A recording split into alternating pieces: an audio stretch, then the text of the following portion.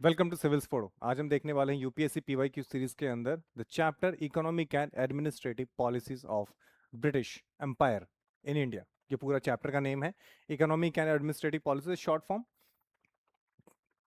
Of British empire in India, ऐसा कह सकते हैं। ब्रिटिश एम्पायर इन इंडिया, ठीक है। इसका ये पार्ट 2 है एक्चुअली। पार्ट 1 के अंदर हमने कुछ 20 क्वेश्चंस किए थे, पार्ट 2 है ये।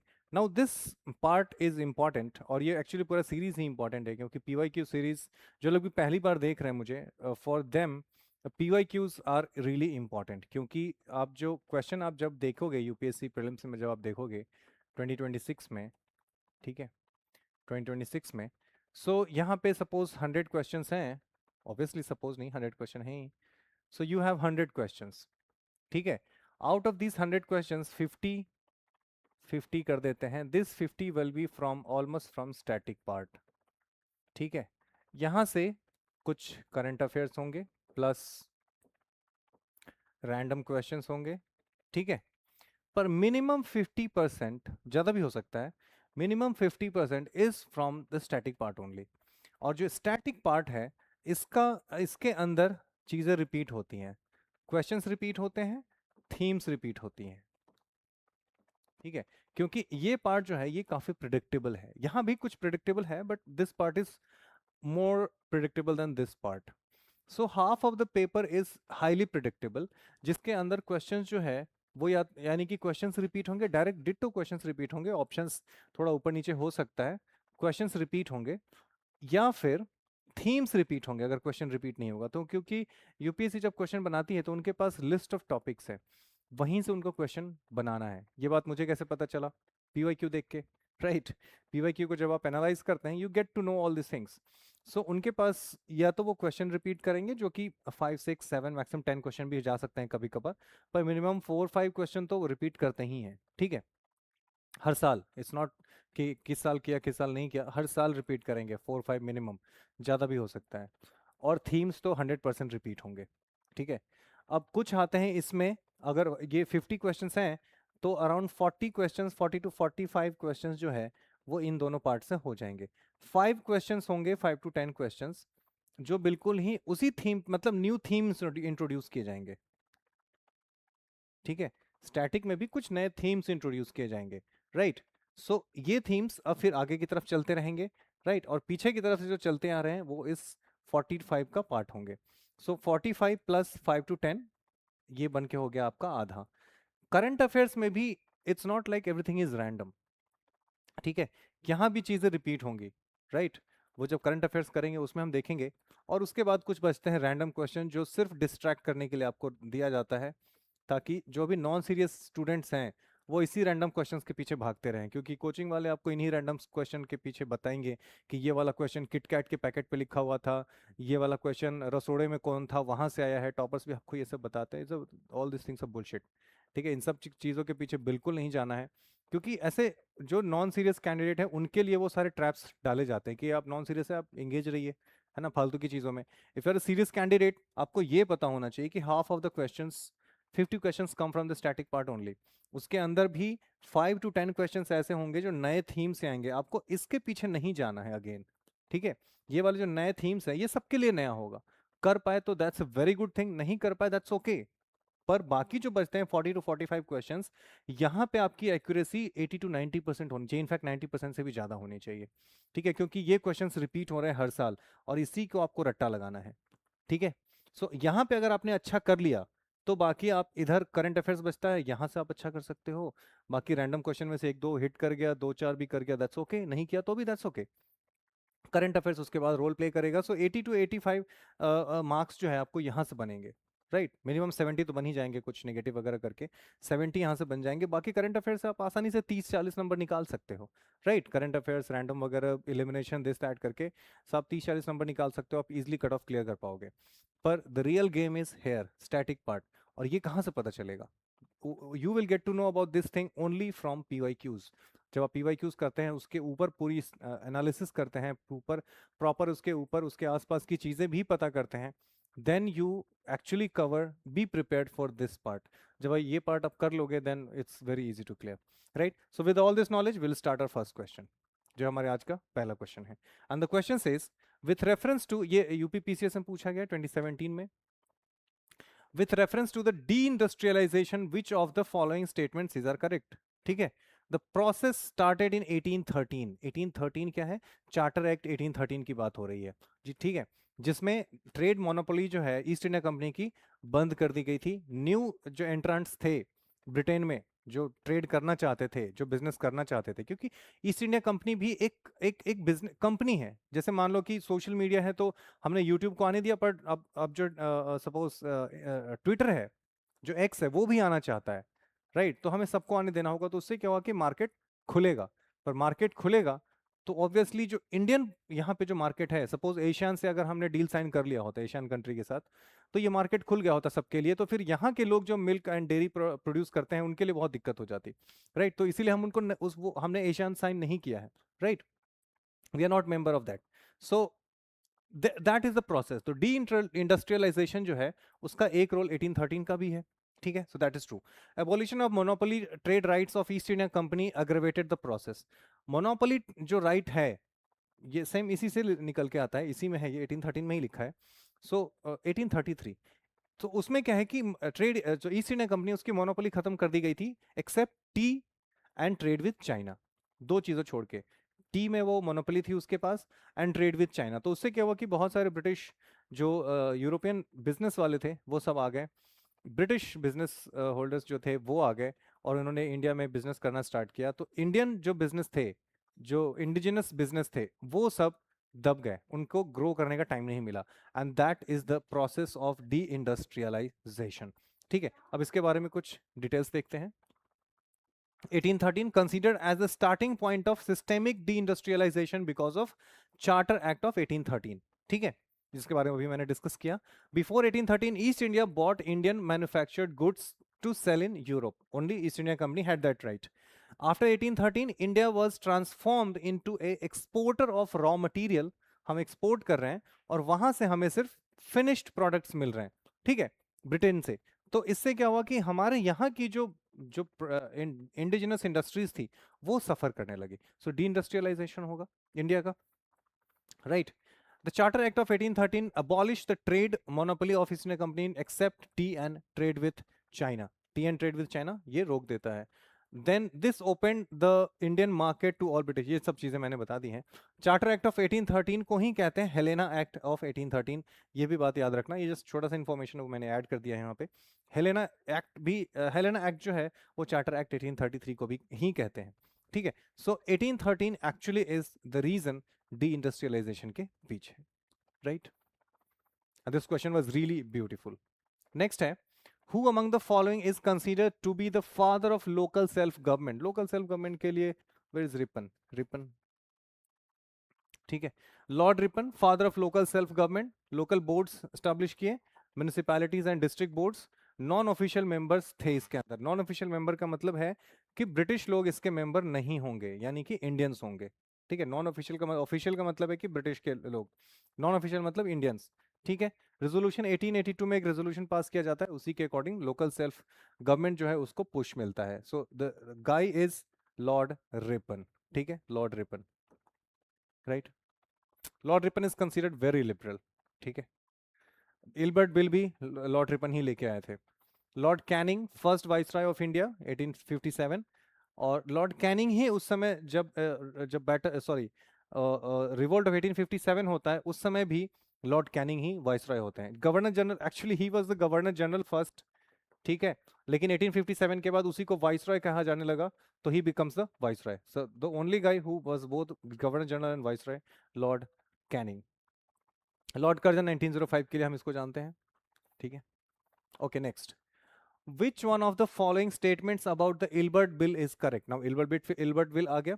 इल्बर्ट बिल एक ऐसा बिल है जिससे पूरी इंडिया की आंखें खुल गई. जो इंटेलेक्चुअल क्लास थे, जो पढ़े लिखे लोग थे, जो लॉयर्स थे, जो पॉलिटिक्स में हिस्सा ले रहे थे, उसके पहले देखो एक्चुअली इंडियन ब्रिटिश जब आए तो इंडियन को ऐसा लगा कि they can give us some hope, क्योंकि उसके पहले मुगल रूल कर रहे हैं. मुगल जब रूल कर रहे हैं तो they are not allowing you to be part of the higher ranks. ठीक है, इजी नहीं था, मनसबदारी थी पर उसके लिए भी हेरिडेटरी पोजीशंस थे, मनसबदारी में भी वो इजी नहीं था किसी को भी अंदर चले जाना। Right, the entry point was strictly controlled कि आप उसमें घुस पाए एडमिनिस्ट्रेशन में। पर ब्रिटिश जब आए तो इन्होंने बहुत सारी चीजें नई इंट्रोड्यूस की, वोटिंग राइट्स दिए, बाद में दिए पर दिए। ठीक है, उसके बाद आप असेंबली में एंटर कर सकते हैं। राइट, असेंबली में एंटर करने के लिए, क्योंकि वो डेमोक्रेसी का कॉन्सेप्ट था, तो असेंबली में एंटर करने के लिए यू नीड पीपल्स सपोर्ट। और यही वजह है कि ब्रिटिश जब आते हैं तो लोग मतलब गांधी जी, नेहरू, ये लोग जो अलग अलग जाकर के लोगों का सपोर्ट गैदर करते हैं, क्योंकि लोगों का सपोर्ट होगा तो हम इजिली ब्रिटिश की असेंबली में घुस सकते हैं।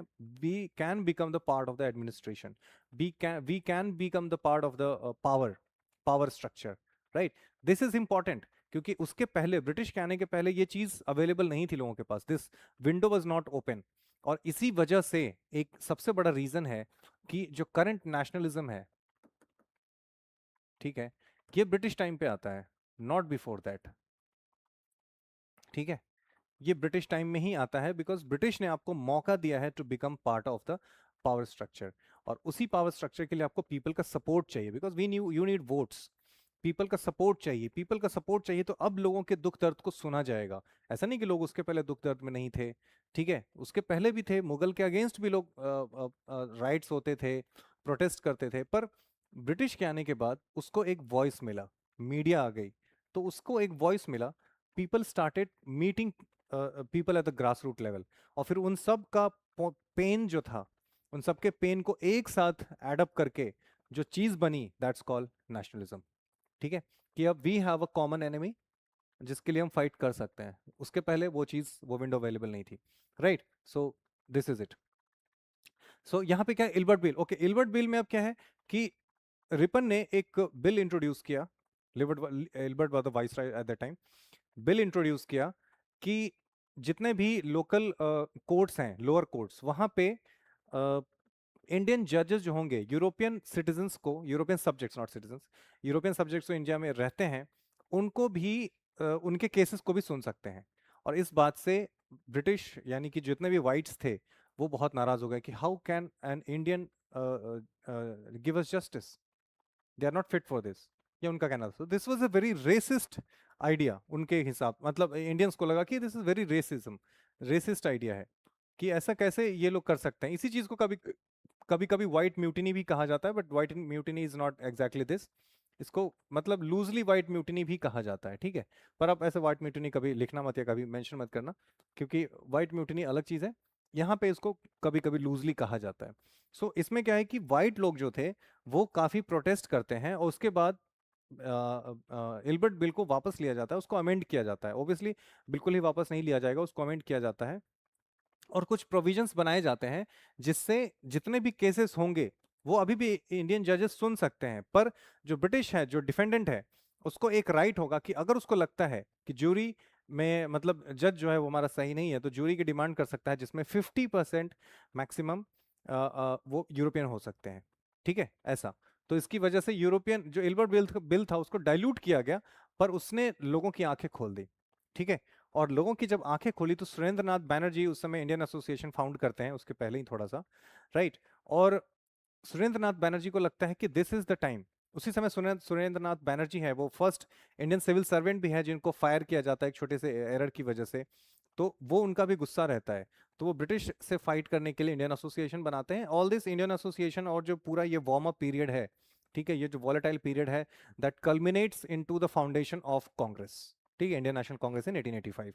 राइट, सो ये बातें हैं। अब इसके बारे में हम देखते हैं।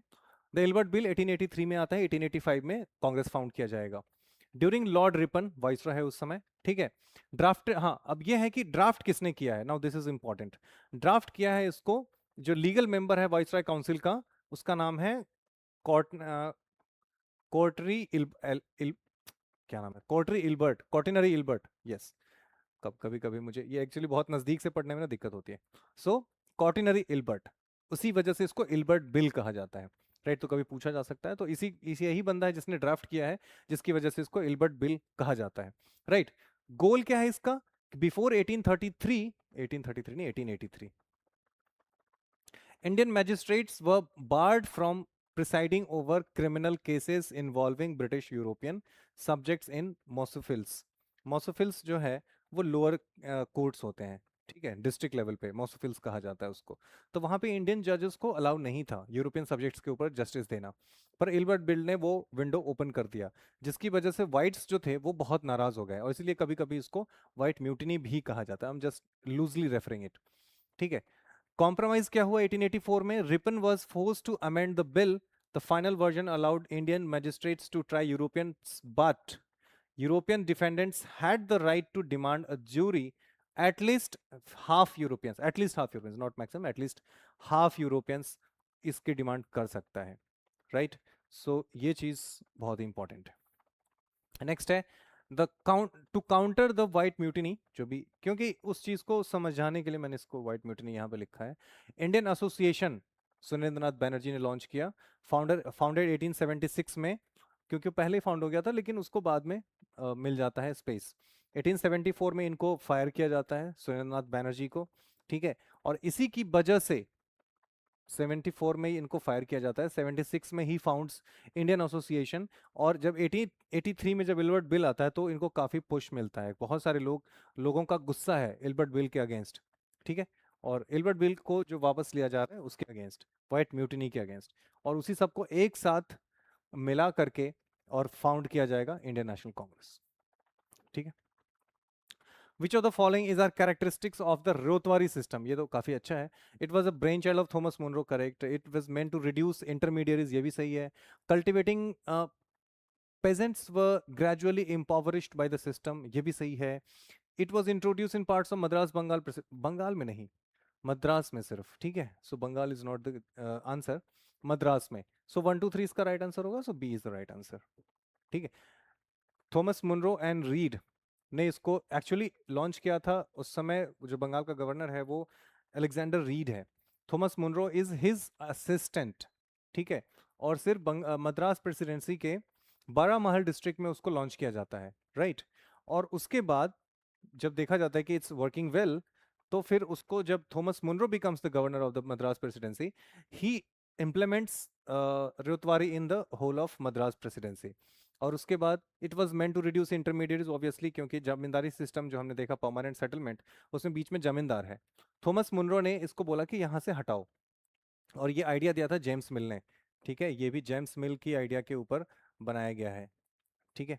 जेम्स मिल उसकी आइडिया के ऊपर कि इंटरमीडियरीज नहीं होने चाहिए, बीच में ये एक यहाँ पे ब्रिटिश गवर्नमेंट होगी, नीचे हमारे पेजेंट्स होंगे, बीच से सबको हटाओ, ये जेम्स मिल का कहना था लूजली, ठीक है। So it was brain child of Munro, correct है। It was meant to reduce intermediates, ये भी सही। Cultivating peasants impoverished by the system, obviously, क्योंकि जितना सब कुछ जो भी सरप्लस है वो सारा कौन एक्सट्रैक्ट कर रहा है? ब्रिटिश सिस्टम एक्सट्रैक्ट कर रहा है। जो ड्रेन ऑफ वेल्थ थियरी है जो दादा भाई नौरोजी ने दिया है, उन्होंने भी यही बात कही है कि जो सरप्लस थियरी, मतलब जो सरप्लस बनता था प्रोडक्शन में, वो सारा ब्रिटिश एक्सट्रैक्ट कर लेते थे, तो इसलिए पूरा का पूरा इंडियन सिस्टम जो है, इंडियन सोसाइटी जो है, वो गरीब हो गई। जब ब्रिटिश जब आए थे इंडिया में, इंडिया का जो ग्लोबल जीडीपी में पार्टिसिपेशन है वो 25% है, घट के जब ब्रिटिश जाते हैं सो लेस देन 3% बचता है। सो आप देख सकते हो कि कितना कितना लूटा है उन्होंने, ठीक है। सो जितना भी सरप्लस बनता था दे यूज टू एक्सट्रैक्ट, जिसकी वजह से इसका आंसर 1 2 3 हो जाएगा। Which of the following is not a characteristic of the permanent settlement? अब देखो यहाँ से रेतवारी, परमानेंट सेटलमेंट, यही सारे क्वेश्चन पूछे जा रहे हैं। The permanent settlement vested land ownership rights in the zamindars, ये बिल्कुल सही बात है, पर नहीं पूछा है। The permanent settlement continued to pay attention to the customary occupancy rights of the peasants, this sounds tricky. The burden of the high revenue assessment was shifted to the peasants under the permanent settlement, ये भी सही है। The condition of the actual cultivators of the land declined under permanent settlement, ये भी सही है, ठीक है। So the permanent settlement continued to pay attention to the customary occupancy rights of the peasants, नहीं, इनके पास कोई ऑक्यूपेंसी राइट्स नहीं थी, ये सारे राइट्स जमींदार को चले गए थे। तो this is wrong and that's why this will be the answer. The burden of the higher revenue assessment was shifted to the peasants. High revenue assessment was shifted to the peasants under the permanent settlement. Now, this is interesting. The burden of the high revenue assessment was shifted to the peasants. Oh, sorry. This will be the answer, क्योंकि ये गलत है। The burden of high revenue assessment was shifted to the peasants under. Revenue assessment का काम 10 years के लिए already हो चुका है परमानेंट सेटलमेंट में। सो अब किसी के ऊपर बर्डन है ही नहीं असेसमेंट का। So this is wrong. Permanent settlement continue to pay the attention to the customary rights of the peasants. Now in some cases ये कुछ सही हो सकता है, but this is absolutely wrong, तो हम इसको सही मानेंगे, राइट। सो ऑक्यूपेंसी राइट्स जमींदार के पास थी, right. So to some extent ये सही हो सकता है, पर दिस इज एब्सोल्युटली रॉन्ग, तो ये हमारा आंसर हो जाएगा। तो इस तरीके से आप आंसर एक्सट्रैक्ट भी कर सकते हो, एलिमिनेट कर सकते हो इनफैक्ट, कौन सा सही होगा कौन सा गलत होगा, ठीक है। The English introduce the ryotwari system for the first time in Bombay, sorry Madras, not Bombay, Madras presidency. काफी रिपीट हो रहे हैं। Consider the following statements. British colonialism continued to grow steadily in the 18th and 19th centuries, जो सही बात है। Raw cotton for the textile industry in Britain during the industrial revolution needed to be imported. दोनों ही सही है, क्या गलत है इसमें, ये तो दोनों ही इजी है, दोनों ही सही है ना। नेक्स्ट है, who of the following was were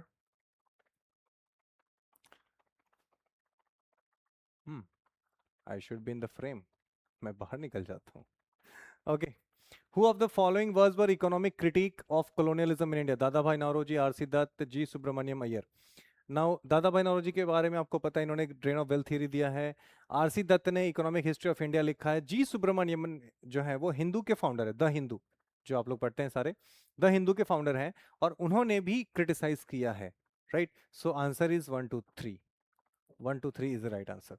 1 2 3 is right. इसके ऊपर मैंने एक नोट भी बनाया है यहाँ पे। Subramaniam Iyer, founder of the Hindu, book इन्होंने लिखी some economic aspects of British rule in India, some economic aspects of British rule in India, और ये भी सही होगा, ठीक है। So answer is 1 2 3। नेक्स्ट देखिए, which one of the following statements with regard to India's economy between 1814 to 1860 is not correct? 1814 से 1860 के बीच में कौन सा सही नहीं है? Between 1840 and 1850, four commodities dominated India's exports: raw silk, opium, cotton, indigo. Between 1840 and 60, five commodities: raw silk, opium, cotton, indigo. Jute नहीं है, जूट नहीं है। क्या पूछा है? नॉट करेक्ट पूछा है। Indigo and raw silk require processing technique, सही है। Indigo and raw silk were finance by foreign capital, ये भी सही है। सो दिस इज नॉट करेक्ट पूछा है, तो दिस इज नॉट करेक्ट, ये सही होगा, ये आंसर हो जाएगा, ठीक है। जूट हम एक्सपोर्ट नहीं करते थे, सिल्क एक्सपोर्ट करते थे, ठीक है, ओपियम करते थे, कॉटन करते थे, ठीक है, इंडिगो करते थे, तो ये सारी चीजें वी यूज टू एक्सपोर्ट। सो या, which of the following statements about the Hastings plan of 1772 is are correct? Each district was to have, ये judicial reform की बात कर रहा है। criminal court, each district was to have a civil and criminal court, यानी कि हर district में एक civil and criminal court होगा जिसको मोफिसिल कहा जाएगा। The judges were held by native assessors who were skilled in Hindu and Islamic laws, यानी कि देखो ये जो जुडिशरी है उनको लगा कि अगर हमें काफी टाइम तक रूल करना है, बिकॉज ब्रिटिश जो आए थे वो कोई 2 4 साल के लिए तो आए नहीं थे, उनको लगा कि India is such a vast land, और ये जो आइडिया है रूल करने का, जो कैपिटलिज्म का या फिर इंपीरियलिज्म का, ये जो आइडिया है ये कोई छोटा आइडिया नहीं है। इट्स लाइक कि पूरी दुनिया को हमने बदल दिया है। Now this is a modern world, जिसको मॉडर्निटी भी कहते हैं, ठीक है। Modernity is based on rationalism, ठीक है। मैं ज्यादा इधर उधर जाना नहीं चाहता, पर फिर भी थोड़ा सा रैशनलिज्म, ठीक है। रैशनलिज्म जिसको आप मॉडर्निटी कहते हैं, this gave you democracy, freedom of speech, ठीक है, freedom of expression, freedom of religion, all this things. पर इसी मॉडर्निटी ने आपको इंपीरियलिज्म भी दिया है, ठीक है, इसी मॉडर्निटी ने इंपीरियलिज्म भी दिया है। सो ब्रिटिश या फिर यूरोपियंस वो very much impressed and they were कह सकते हैं possessed by the idea of modernity, और उनको लगता था कि हम ये लेकर के हर दुनिया के हर कोने में जाएंगे और सबको देंगे, अपनी मॉडर्निटी सबको बेचेंगे, और उनसे उनका जो भी रिसोर्सेस है सब एक्सट्रैक्ट कर लेंगे, राइट। सो ये उनका प्लान था, इंपीरियलिज्म का मतलब यही होता है। सो अब यहाँ पे क्या है कि वो जुडिशरी को रिफॉर्म करना चाहते हैं, so that the subjects of Indian subjects can be easily controlled और रूल्ड उसके अकॉर्डिंग। पर यहाँ पे इन्होंने एक सॉफ्ट हैंड लिया, बोला कि हम अपने रूल से नहीं करेंगे, हम उन्हीं के रूल के अकॉर्डिंग करेंगे, so that it will be easy for them, ठीक है। तो उस चीज को कहते हैं ओरिएंटलिज्म, ओरिएंटलिज्म कहने का मतलब है कि जितने भी ईस्ट सिविलाइजेशन है, क्योंकि जो ब्रिटिश है, जो modern civilization that is called western civilization, जो उसके पहले की जितनी civilization that is called eastern civilization, क्योंकि ईस्टर्न सिविलाइजेशन में जैसे कि इंडिया हो गया, चाइना हो गया, अरब का हो गया, राइट, ये सारे ईस्टर्न कहे जाएंगे। तो उनको लगा कि अगर इनको रूल करना है, उन दे वर वेरी इम्प्रेस्ड जब उन्होंने इंडिया की सिविलाइजेशन पढ़ी, चाइना को पढ़ा, तो दे वर इम्प्रेस्ड कि इनके पास काफी कुछ है, तो क्यों ना हम इन्हीं के अकॉर्डिंग इनको रूल करें, that will easy for them for us also. ठीक है, तो इसलिए जो जस्टिस सिस्टम बनाया जाएगा उसके अंदर मुस्लिम इस मुस्लिम्स जो होंगे उनको, मुस्लिम सब्जेक्ट्स को मुस्लिम लॉ के, इस्लामिक लॉ के अकॉर्डिंग रूल किया जाएगा, और हिंदूज को हिंदू लॉ के अकॉर्डिंग रूल किया जाएगा। तो इसलिए जुडिशरी के अंदर जज के पास दो, एक पंडित और एक मौलवी बैठा रहेगा जो सारे लॉज को इंटरप्रेट करके बताएगा। ठीक है, so second is also true, first is also true. The Sardar Diwani Adalat was mainly meant to settle mercantile cases exceeding 10,000 in value. These courts did not put into place any procedural improvements. नहीं, procedural improvement तो obviously किया है, पर सरदार दीवानी, अब ये भी गलत है, देखो सदर दीवानी है, सरदार नहीं सदर, सदर दीवानी कोर्ट जो है वो कलकत्ता में है। ठीक है, यानी कि डिस्ट्रिक्ट कोर्ट से अगर आपको अपील करना है तो आपको कलकत्ता जाना पड़ेगा, और ये 10,000 वैल्यू नहीं है, 500 है। ठीक है, 500, 500 रुपए से ज्यादा की अगर कोई भी बात होती है तो आप सदर अस्पताल सदर दीवानी अदालत कलकत्ता जा सकते हो। ठीक है, so for 3 4 correct wrong, so 1 and 2 are, क्या पूछा है हमसे, सही पूछा है ना, हाँ, तो 1 and 2 are correct. And this question is really beautiful, इसके अंदर बहुत सारी बातें हैं, कॉन्सेप्ट है जो इसके पीछे छुपा हुआ है एक्चुअली, जो चीजें मैंने यहाँ पे अभी डिस्कस करी ब्रीफली। ठीक है, ये पूरा उसके बारे में डिटेल है। Warren Hastings recognised judicial system, reorganised judicial system, each district was provided with 2 types of courts, mofussil Diwani Adalat, civil court, Mufassil फौजदार अदालत। फौजदार, अब देखो फौजदार अदालत जो है, अब इससे रिलेटेड जो भी लोग होते थे उन्होंने बाद में अपने नाम में सरनेम ही लगा दिया फौजदारी, फौजदार, सॉरी फौजदार, नॉट फौजदारी, फौजदार, क्योंकि एक आई हैड अ फ्रेंड जिनका नाम ही, उनके नाम में ही फौजदार था। ठीक है, तो आई वॉज वेरी क्यूरियस कि भाई ये कहाँ से आता है, but he did not tell me all this things, but when I read all this things I came to know कि भैया उनका होगा इस अदालत में, जस्टिस सिस्टम से कोई ना कोई लेना देना होगा, दैट्स व्हाई दे बिकेम फौजदार, राइट। सो क्रिमिनल केसेस के लिए फौजदार, दीवानी अदालत फॉर सिविल केसेस के लिए। ठीक है, सदर दीवानी अदालत was the highest court of appeal, जो कि कलकत्ता में था। 500 रुपए से ज्यादा का अगर अपील है तो आप लेके वहां पे जा सकते हैं। ठीक है, तो ये कुछ इंपॉर्टेंट डिटेल्स थे जो आप यहाँ पे देख सकते हैं। नेक्स्ट है, which of the following features of the permanent settlement 1793 are correct? The permanent settlement vested land ownership rights in the peasants. नहीं, permanent ownership, permanent settlement ownership देता है जमींदार को। तो पहला गलत हो गया, तो पहला गलत हो गया, पहला गलत हो गया। नाउ 2 3 एंड 4 में से कोई दोनों में से एक ही होगा, तो 4 चेक कर लो। The zamindars benefited hugely from the permanent settlement while the peasants suffered. ये बात तो बिल्कुल सही है, पर हम 2 3 भी देख लेते हैं। The permanent settlement vested land ownership rights in the zamindar, ये भी सही है। The zamindars had to pay fixed amount of rent by a particular date, yes, ये दोनों सही है। अब फोर्थ क्यों गलत हो गया, क्योंकि जमींदार भी, जमींदारी जो थी वो परमानेंट नहीं थी, जमींदारी जा सकती थी, सनसेट क्लॉज था। 1793 में परमानेंट सेटलमेंट आता है, 1794 में सनसेट क्लॉज आता है, जिसके अंदर होता है कि पर्टिकुलर डेट को, अगर सपोज आज है, क्या तारीख है आज, 26 मार्च, 26 मार्च को सपोज आपको सारे ड्यू पेंट पे करने हैं किसी जमींदार को, तो आज की सनसेट से पहले अगर आपने सारे ड्यू पे नहीं किए तो वो सारा का सारा जो आपका जमींदारी है वो कल को ऑक्शन को चला जाएगा, right, that was called sunset clause, right. So इसलिए जमींदार भी सफर किए थे, so 2 3 will be the right answer. ठीक है, इस तरीके से आप इस आंसर को, मतलब सही आंसर निकाल सकते हैं। नेक्स्ट है, under the forceful thrust of British rule, a rapid transformation of Indian economy took place. In this context, which of the following statement is correct? Indian economy was transformed into colonial economy in the 19th century, whose structure was determined by Britain's fast developing industrial economy. ये तो सही है, ठीक है। Indian economy was transformed into colonial economy and सही है।